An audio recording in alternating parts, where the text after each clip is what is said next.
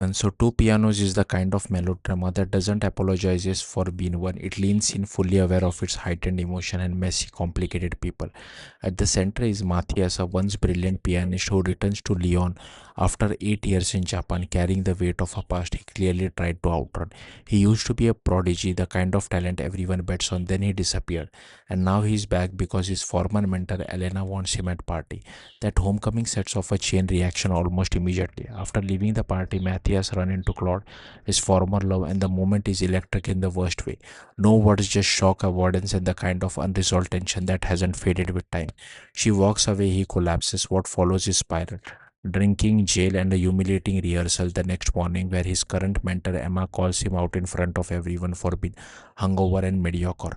It's dramatic, even excessive, but that's exactly the film's language. This story doesn't operate in subtlety. It plays like a mix of opera and soap opera, dressed in the visual style of grounded realistic cinema. Handheld shots, raw performance, and jump cuts try to anchor it, but the emotions are dialed way up.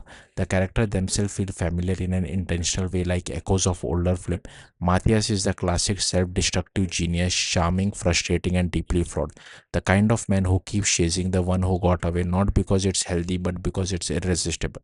Claude, meanwhile, is caught between two worlds. She chooses stability, marrying Pierre, a kind, dependable man who represents safety over passion. He knows he wasn't her first choice, but he loves her anyway and has built a life with her and their son. Still, Claude's connection with Matthias hasn't disappeared.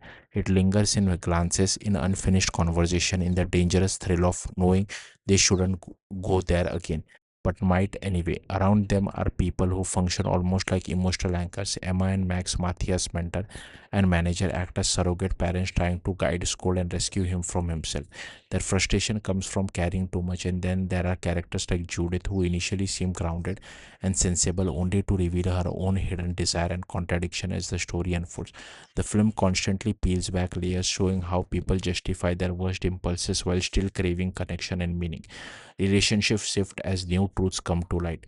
What first appears stable becomes fragile, what seems controlled reveals cracks underneath, and through it all, the story keeps moving, each scene adding another emotional complication. At its core, Two Pianos is about flawed people making flawed choices. They're, these aren't idealized characters, they are messy, selfish, sometimes exhausting, but they are also human. The film suggests that understanding someone that doesn't mean approving of them, and that even the most frustrating people can have moments that can make you empathize. By the end, you may not agree with what these characters do, you might even want to shake some sense into them, but you will understand them, and maybe that's the point. Thank you for watching. Bye.